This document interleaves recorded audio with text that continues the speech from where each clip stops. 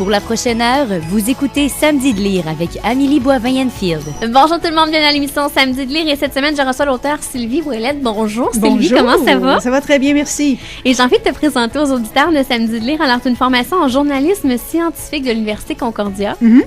En ce moment, tu es en train de faire un cours du côté de l'Université Concordia en biologie moléculaire et cellulaire. Oui, c'est un retour à l'école. Moi, je suis une raccrocheuse. Est-ce qu'il y a une raison pourquoi? C'est un bac que j'avais commencé il y a une vingtaine d'années que je n'avais jamais fini. Ça m'a toujours un peu chicoté. Je dis, faudrait que j'aille un jour de finir ça. Mais il me semble que la biologie moléculaire, je vois pas vraiment un lien avec la littérature. Du tout. Faut pas en chercher non plus. OK. Maman aussi? Oui, maman de deux ados de 12 ans et 14 ans. Et tu travailles aussi comme agente de communication? Je travaille à temps partiel pour un consortium international sur la bioéthique. OK. Et ton travail consiste en quoi? Mon travail consiste surtout à faire les mises à jour du site web, publier les infolettes, le rapport annuel, tout ce qui est imprimé, tout ce qui est communication, diffusion, organisation d'événements également. Et tu as commencé à faire de l'écrit fiction quand tu étais en Angleterre? Oui, j'ai vécu en Angleterre au début des années 90. J'ai passé 2 ans à Londres. À ce moment-là, je faisais exclusivement des communications scientifiques et j'avais commencé à publier aussi dans des magazines, des articles de fond pour différents types de magazines. Et j'avais vu passer une annonce dans un journal pour les auteurs. C'était un journal qui s'appelait Writers News qui traitait de l'écriture dans son ensemble. Alors, il y avait des annonces pour les auteurs jeunesse, pour la poésie, les scripts, radio, télé, tout ça. Et j'avais vu passer une annonce « Recherchons femmes pour écrire roman érotique ». Ça m'avait intriguée et c'était un gros conglomérat, Virgin Publishing, qui fait partie de Virgin Records, Virgin Radio, le gros conglomérat de Richard Branson, qui a une filiale publication, qui avait à l'époque décidé de faire un peu comme le pendant du roman Harlequin, c'est-à-dire des titres semblables publiés régulièrement pour lesquels on cherchait un pool d'auteurs. On voulait exclusivement des femmes, on voulait que ça soit écrit par des femmes pour des femmes. Et au lieu de faire dans le petit roman L'eau de rose, on y allait carrément dans la chose salace. Alors j'ai dit, je serais capable de faire ça. Je me suis essayée et j'ai pondu 3 romans pour eux. Et c'est différent avec le Québec parce que tu présentais quelques pages précises avec une histoire, un résumé pour l'écriture de tes romans. C'était très facile. Ils nous demandaient un synopsis complet en 5 ou 6 pages et les 50 premières pages de texte. Puis, ils nous commissionnaient là-dessus. Ils nous demandaient à peu près 85 000 mots. Ils nous donnaient, on s'entendait là, sur une date de tombée qui est à peu près 3 à 6 mois. Puis, j'en ai fait 3 pour eux, 3 années consécutives. Et par la suite, je suis revenue à Montréal. Je suis retournée en communication scientifique.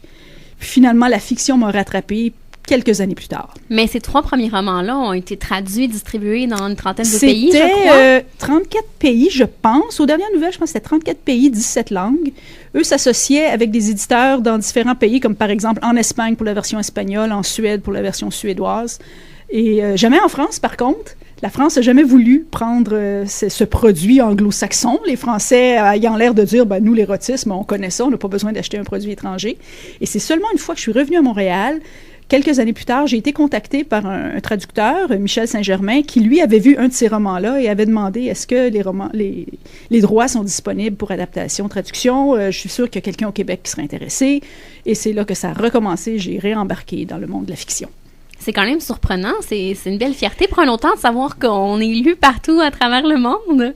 Oui, mais c'était pas sur la force de mon nom. Ça faisait partie d'une collection. Ils publiaient 2 titres à tous les mois. Ils en ont publié, je pense qu'ils ont pas loin de 500 titres maintenant. Mais alors, quand j'étais même. une de... Oui, c'est sûr. Et ça a été justement racheté par VLB, je crois. 2 de mes romans ont été repris, traduits, distribués chez VLB et le 3e chez Guy Saint-Jean l'année dernière. Et par la suite, tu t'es lancé dans l'écriture. Par la suite, VLB m'avait demandé, as-tu autre chose à nous proposer? Puis à cette époque-là, ils faisaient beaucoup de romans historiques. C'est alors que j'ai publié Maria Manque avec eux. Et quelques années plus tard, un autre historique chez JCL, Le secret du Dr Barry. Et plus récemment, Showtime. Mais j'aimerais te demander, Sylvie, la différence, parce que les premiers ont été écrits en anglais, et par la suite, ils ont été écrits en français. Qu'est-ce qui est le plus dur, écrire en anglais ou en français? Écrire en anglais, évidemment, c'est pas ma langue première. J'ai fait mon cours de journalisme en anglais, je suis capable d'écrire en anglais, mais c'est beaucoup plus ardu. Le vocabulaire est beaucoup plus limité, les tournures de phrases sont un peu plus sèches, c'est moins imagé, moins poétique que quand j'écris en français. Je l'ai pas refait depuis, je me sens pas inspirée d'écrire en anglais. Et le marché est très, très, très restreint aussi. Là. Il y a beaucoup de compétition du côté anglophone. Je ne dis pas que je le ferai jamais, Mais pour le moment, je préfère faire en français. Et au printemps dernier, tu as lancé aussi un livre dans Expression Rouge. Bien, ça a été un peu un retour aux sources parce que quand Expression Rouge a été lancé, ça me rappelait beaucoup Black Lace à l'époque. C'était la même chose. C'était des petits coffrets, des romans qui se ressemblaient tous parce qu'ils sont tous très rouges. Les couvertures se ressemblent, factures assez semblables. Et c'était encore là, on m'a commissionné sur la force d'un résumé. On dit oui, on le veut. Et c'était 25 000 mots. Ça allait bien. Et c'est, comment je dirais bien ça? C'est le fun d'écrire de l'érotisme. Ah oui? Ben, c'est moins contraignant. On se laisse aller? On se laisse aller, puis on sort, tu sais. Mais on n'a pas peur que des fois, les gens s'imaginent des choses vu que c'est nous qui l'avons écrit? Ah, je suis tellement passée par-dessus ça depuis longtemps. Moi, j'ai pas honte de le dire, là, je vais avoir 50 ans bientôt. Le mois prochain, 50 ans, alors j'ai vu neiger. Il y a rien que j'ai pas vu ni entendu. Et je me dis, le fait que j'écris de l'érotisme, non, ce n'est pas basé sur des expériences personnelles. Non, c'est même pas basé sur mes fantasmes. Je ferai pas 10% de ce que je fais faire à mes personnages. Et comment ton mari a réagi que tu te lances dans la nouvelle érotique? Ça l'a pas vraiment dérangé parce que il m'a connu à l'époque où je venais de publier mon troisième roman érotique en 97 chez Black Lace. Alors pour lui, j'écris, c'est tout. Il n'y a pas de différence entre l'un et l'autre. Non, peu importe que je fasse un roman contemporain, historique, érotique, elle est en train d'écrire. Mais tu te mélanges beaucoup dans les genres, Sylvie. Ben, c'est parce que j'ai tellement d'idées pour tellement d'histoires tellement différentes que j'aurais beaucoup de difficultés à dire je ne fais que tel roman ou tel type. Mais je remarque que quand je regarde mes titres et mes résumés, ça m'a frappé récemment, il y a toujours un fond d'erreur sur la personne ou d'identité trouble ou le thème de l'identité dans mes romans commence à ressortir malgré moi.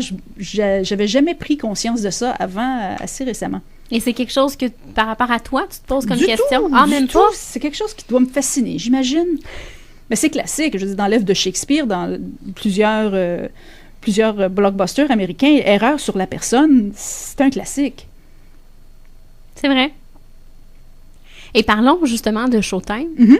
Chez Druide, cette fois-ci. Oui. Tu te promènes de maison d'édition en maison d'édition. Oui. Encore là, moi, je considère que chaque maison d'édition a son créneau qui lui est propre. Et j'essaie d'arrimer un peu le genre et l'éditeur. Pour moi, la relation entre un auteur et un éditeur, c'est un peu comme des relations entre amis. Il y en a qu'on voit très, très souvent, on est très, très soudés. Il y en a d'autres qu'on voit moins souvent, mais on a quand même une bonne relation. Il y en a avec qui on se brouille, il y en a avec qui on reprend contact plusieurs années plus tard. Alors, à ce niveau-là, moi, j'ai aucun... Peut-être une plus grande liberté aussi? Une plus grande liberté aussi. Ça n'empêche pas qu'il y a quand même de la loyauté envers chacune des maisons avec lesquelles j'ai travaillé. Mais je vois que, comme je disais, il y a des forces et des faiblesses partout. Et le créneau est important. Alors, ce roman-là, je ne l'aurais pas vu ailleurs que chez Druide. Ah oui? Non. Ça allait parce que c'est une maison contemporaine, c'est une maison dynamique. Ils ont un éventail de publications assez large. Et comme c'était la première fois que je m'essayais avec quelque chose de contemporain, je ne sais pas, le déclic s'est fait, puis je ne l'aurais pas vu ailleurs. Parlons-en un peu de l'histoire. Est-ce que tu veux raconter aux auditeurs un peu? Oui, ben ça se passe en 1979-80.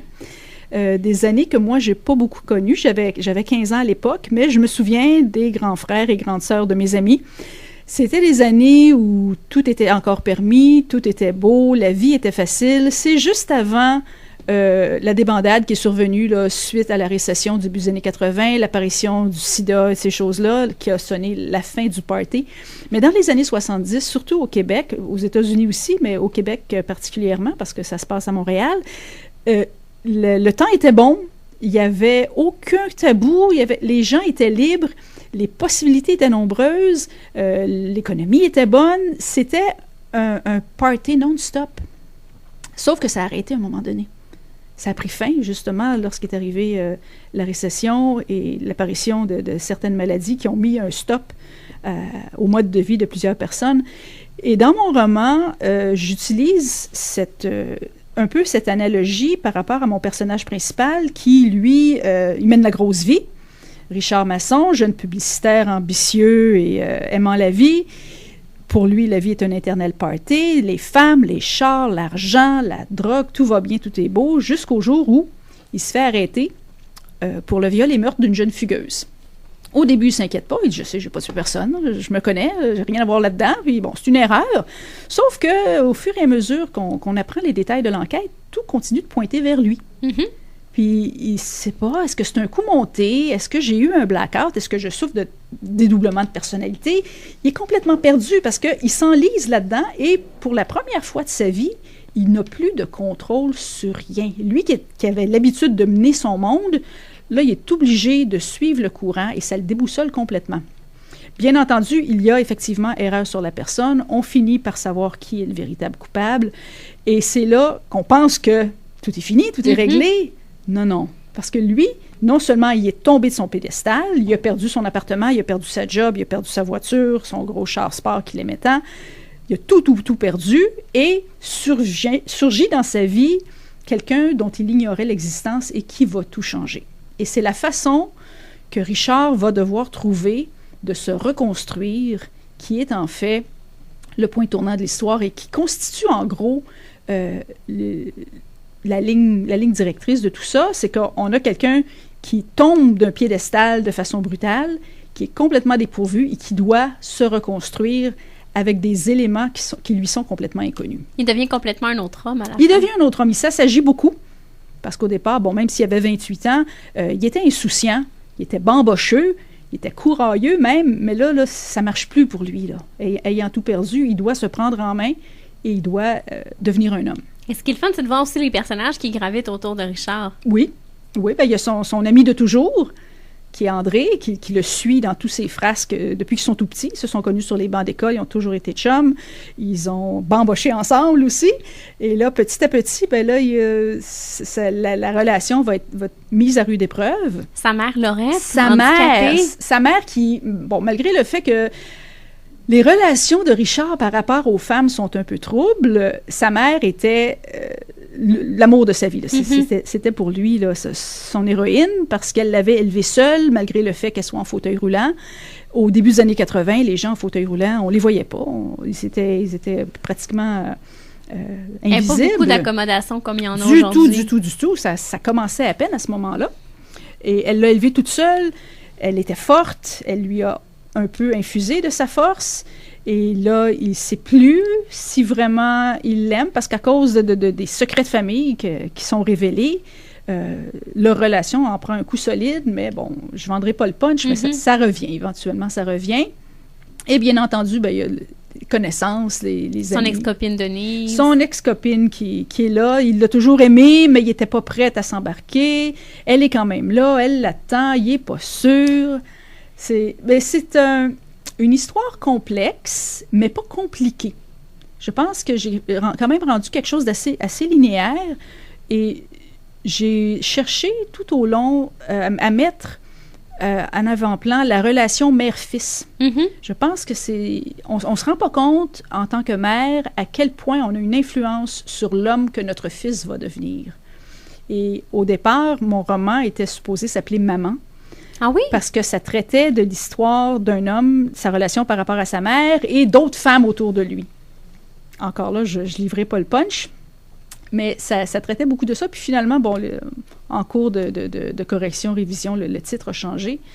Mais c'était d'abord et avant tout, parce que c'est pas un polar, c'est pas un thriller, c'est très psychologique. Et je pense que j'ai réussi à rentrer vraiment dans le creux du lien qui unit une mère et son fils, à différents niveaux. Je suis bien d'accord. Merci. Si tu me permets, Sylvie, on s'arrête et on continue de parler de Showtime au retour. D'accord.